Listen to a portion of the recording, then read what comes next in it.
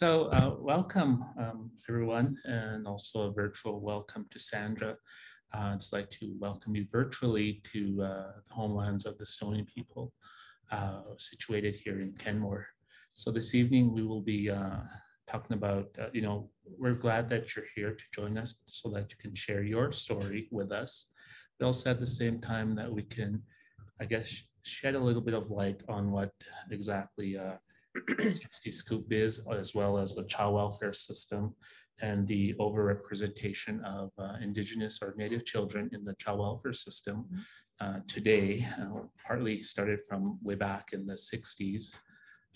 The term of, I'm not sure if you've heard of it or not, but it's referred to as the 60s Scoop, when at that point in time, Indian residential schools were starting to close, and a lot of the government, both the federal and the provincial government, started opening up a kind of a new form of removing the Indian child from the family. I guess taking the Indian out of the child was just had a different name back then. A lot of children were forcibly removed from their children without consent from families, as well as the nations. And it's been a long, I guess, struggle for, as an Indigenous person, when you're constantly having to look over your shoulder, whether, who's going to come knocking on your door. When we talk about the child welfare system, it is a system that is some of the workers, I'm sure it's probably common today, but when we go back to the 50s and 60s, a non-native worker in social work would come into the house, but their idea of what would look like a good home would be that of a middle-class Euro-Canadian household. Indigenous people at that point in time, everything was new to us, like having a TV, having a fridge full of food.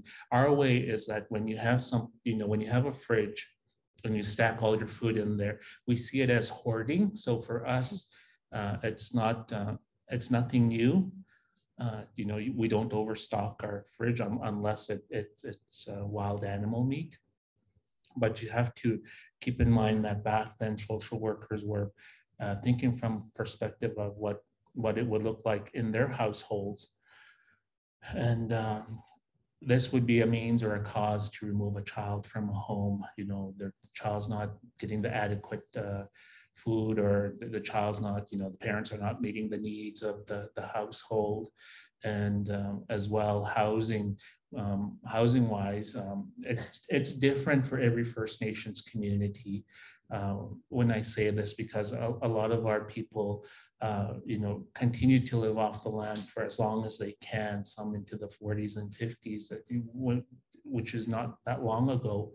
But at the same time, when we're given housing, it's not as mass and it's not as big as you see in the cities and towns.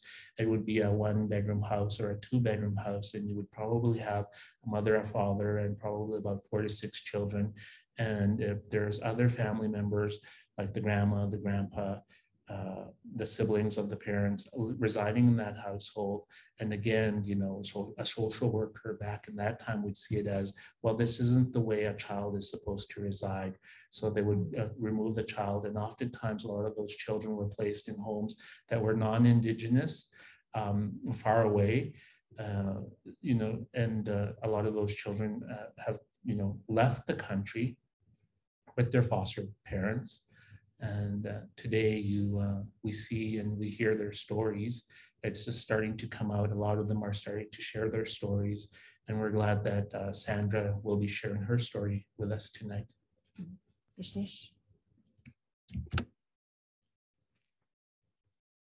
with that, I'm really grateful to welcome Sandra Relling. Sandra, I have tobacco in my hand, and I want to ask you with my hand on my heart.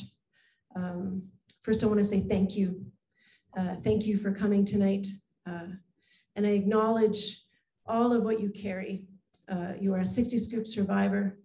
You are the president of the board of the 60 Scoop Indigenous Society of Alberta. That's a big responsibility. And I acknowledge the the weight and the beauty of that responsibility. And I say thank you, and I ask you to speak with us here tonight and to share a little bit of who you are with the community here in this theater. With your permission, I'll put this tobacco out on the land tonight in your honor. Mm-hmm. Thank you. Great. We have a little bit of time here to talk with Sandra, and then we're going to watch an amazing film by a Canadian filmmaker called Birth of a Family. And then after that, we'll take a short time, much more informally together as an audience, just to talk a little bit. And for those of you joining at home, you might choose to watch this film and talk together as a family a little bit about the things that you've seen, just to allow that time for reflection. But for now, Sandra, tell us a little bit about yourself. Tell us about why you're here. Thank you for extending the invitation. I do appreciate the opportunity to share my story with you tonight. Mine is not any different than other 60 Scoop survivors, in that I was apprehended as an infant and placed into a non-Indigenous home when I was 13 months old. I was in the hospital at the time, and my mother got a call from the hospital saying that I was ready to be discharged. So you go back to 1966 and 1967, and by the time she found a vehicle out at Alexander on reserve to get into Edmonton to pick me up, by the time she was able to do this, when she got to the hospital, I had been apprehended and was already in a receiving home an hour west of Edmonton. And she never saw me again until I was 21 years old. A little bit of backstory. She was 15 years old when she had me. She had not gone to residential school, but my biological father had, and was very traumatized by it. My biological grandmother insisted that she keep me. And like I said, she was 15 years old. Her mother had the ability to parent, removed by being a residential school survivor, and did not pass those traits on, those teachings on to her daughter. So my biological mother didn't have the parenting skills necessary to take care of me. And I was a failure to thrive baby. So I didn't get the attention that I needed for proper brain development because of the lack of parenting skills that came as a result of residential schools. So I was apprehended, 13 months old, couldn't sit up by myself, and went to a non-Indigenous home in a non-Indigenous community and got lucky with the parents that I was placed with. And, you know, looking back over it,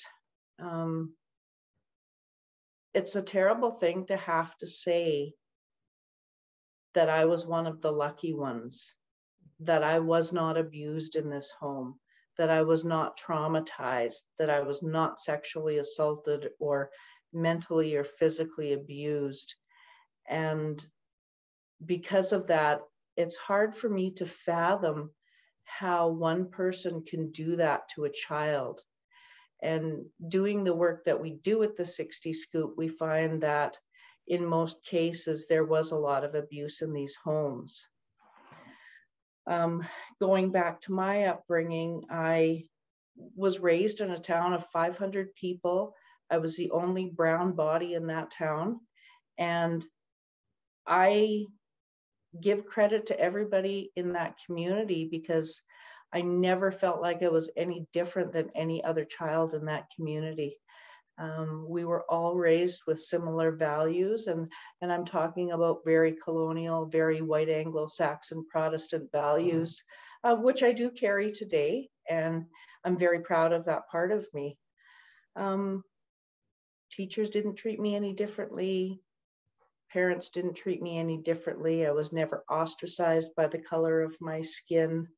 And I feel very blessed that I had those opportunities growing up, because it's allowed me to use my voice to advocate for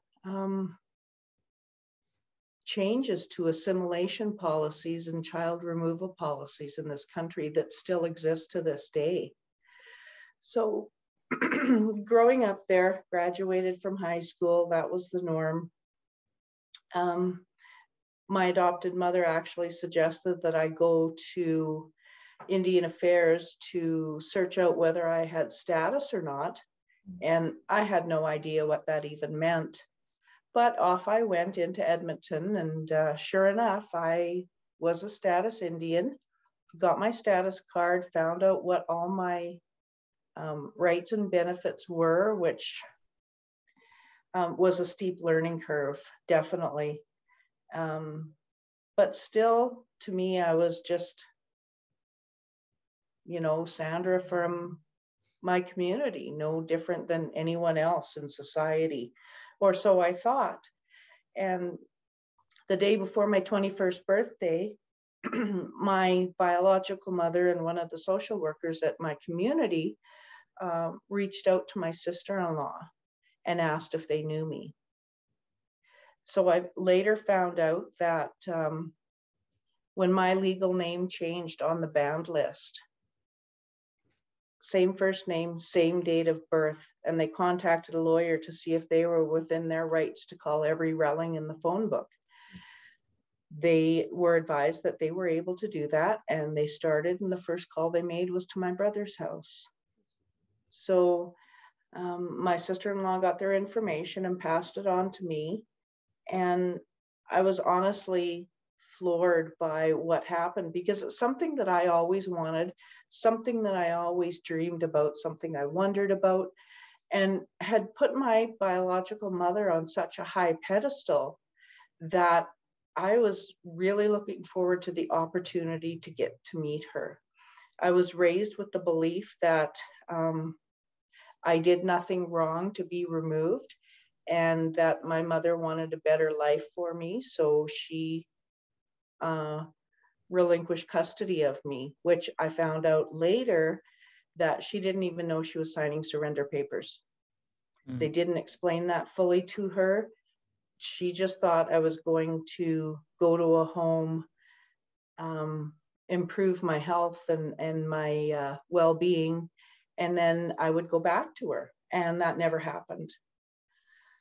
I can't imagine the devastation on her part. But I know that from my perspective, I had never seen a picture of myself before I was 13 months old.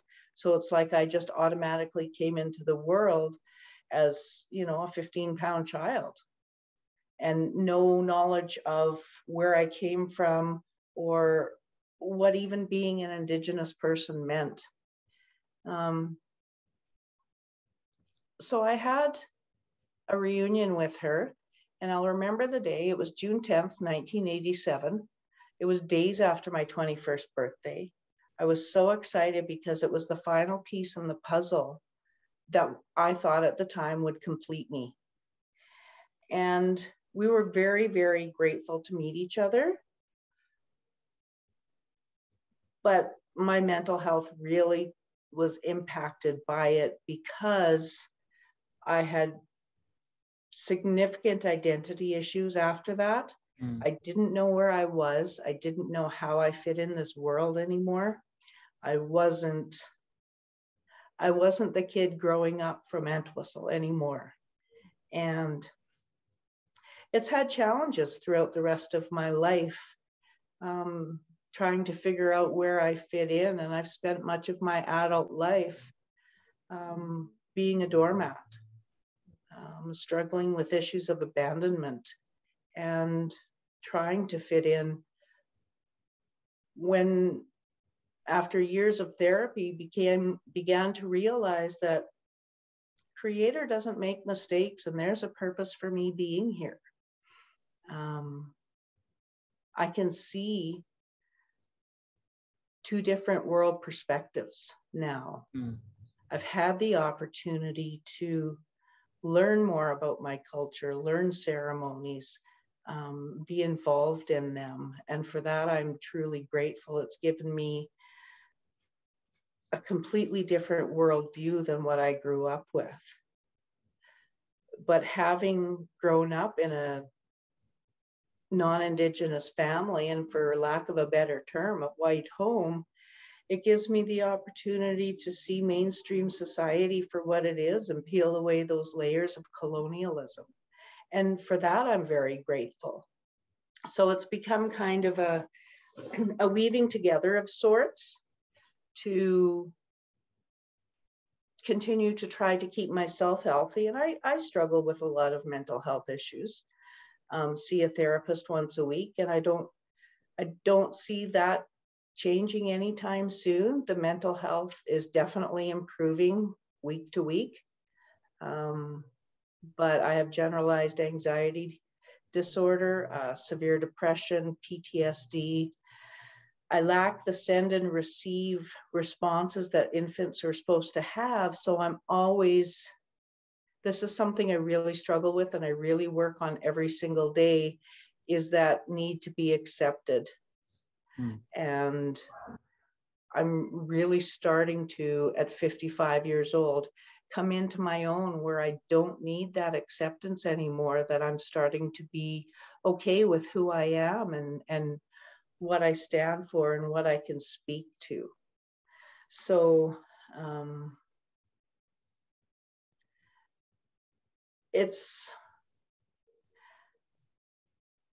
I guess I want people to understand that, yes, I had a very good upbringing and I'm very eloquent and can talk to a lot of people.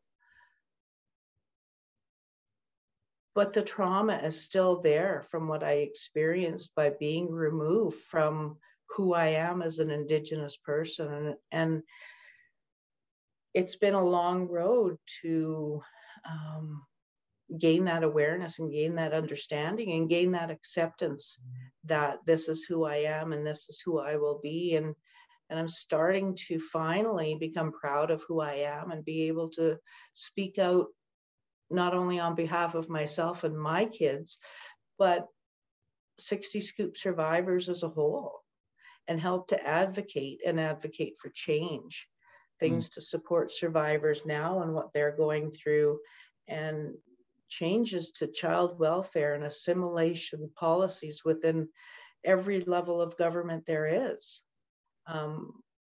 Those policies are very far reaching and very, very damaging still. And I would like to be able to help create that shift where we can all come together and, I guess, heal as a nation. So that we can get beyond the impacts that colonialism has on Indigenous people in this country.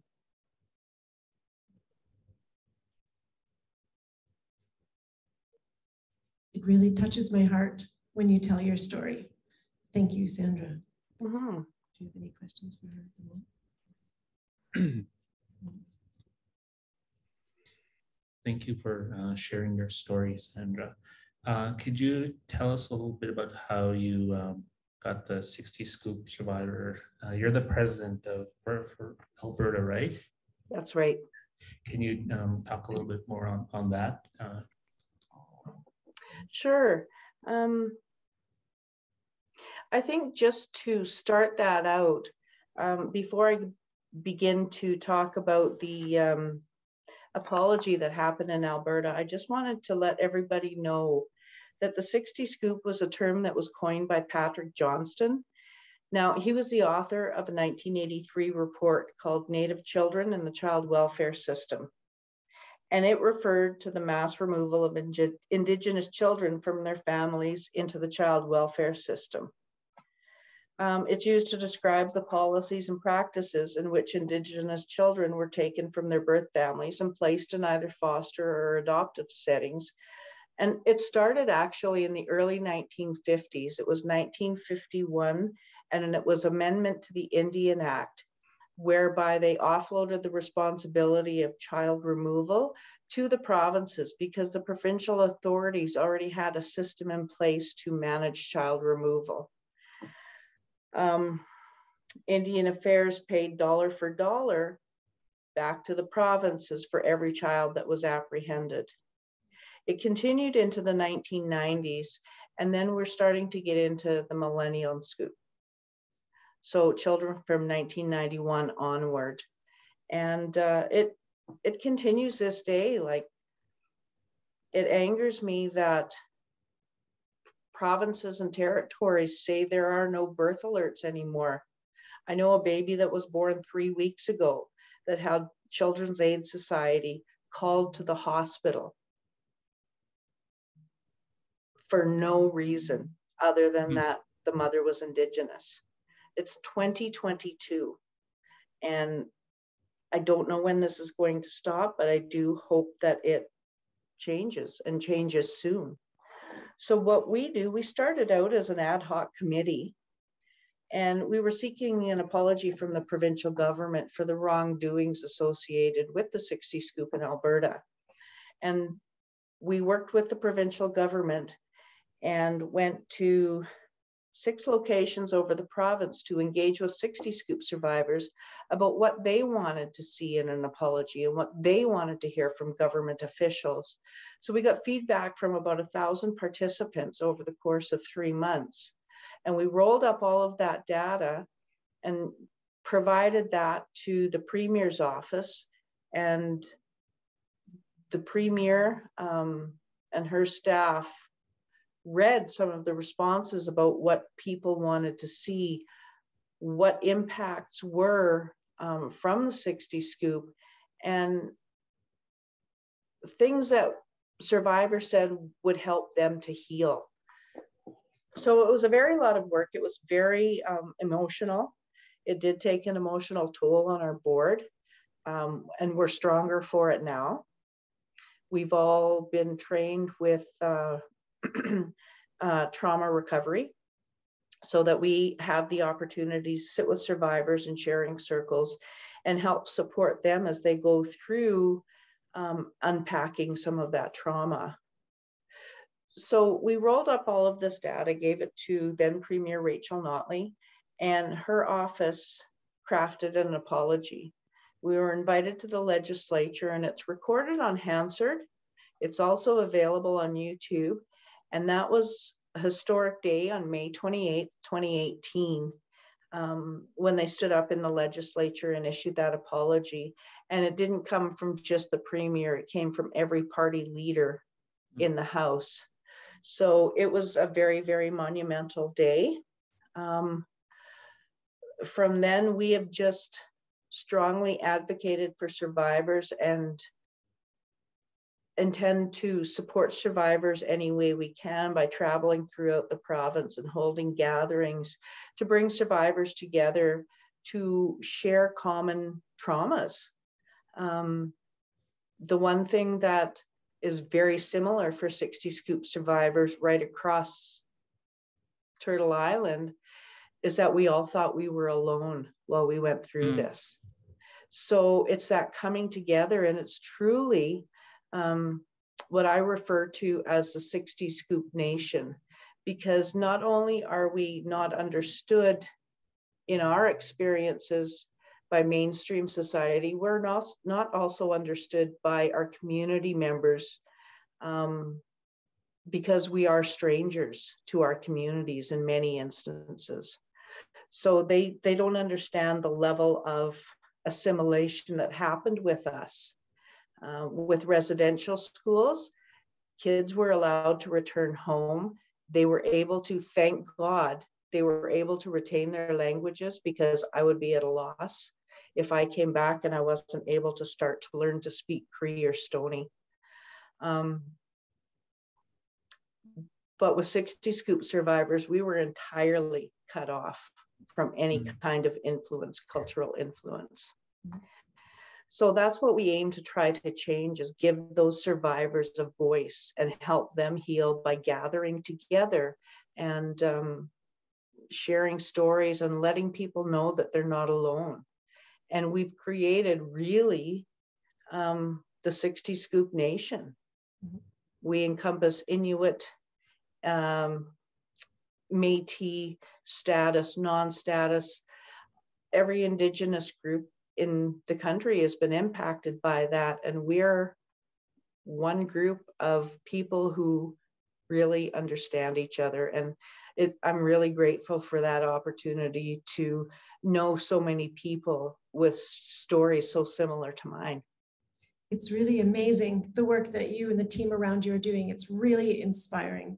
And I'm really grateful that you're out there doing that healing work.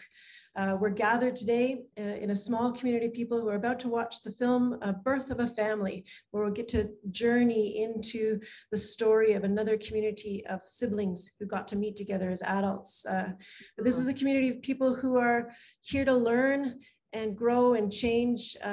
Is there any last thoughts you would like to share with this community gathered here today, Sandra? I think while it's sometimes difficult to make sense of what happened, listening is a really important aspect of respect and support. And empathizing with survivors is part of building reconciliation. Mm-hmm. The most important thing you can do is to acknowledge what happened, honor the survivors, and ensure that we all take action today, and to eliminate racist views by educating people about this history and its impacts. And non-Indigenous people may experience feelings of guilt and shame about what happened to survivors. But honestly, channel those emotions into action, because if you leave them undirected, the emotions help no one, and they can actually foster negative feelings that don't contribute to change. So my biggest piece of advice, speak up, even if your voice shakes, because it's so critical to the reconciliation process in this country. Thank you. That's really beautiful. Let's show our appreciation for Sandra.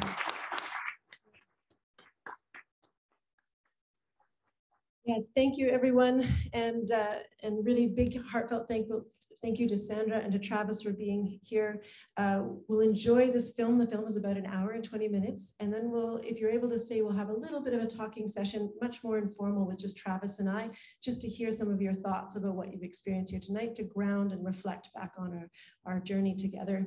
And I need to say some bigger thank yous too. Thank you to artsPlace. artsPlace is a charity. Not everybody knows that. And tonight in particular, we've received some help from TD. TD aspires to help build more connected, inclusive communities, and they're proud to be the presenting sponsor of cultural learning events at artsPlace. Thank you, TD. And hold on tight, everybody. We'll get that film going in just a few minutes. Let's applaud one more time for Sandra. Thank you, Sandra.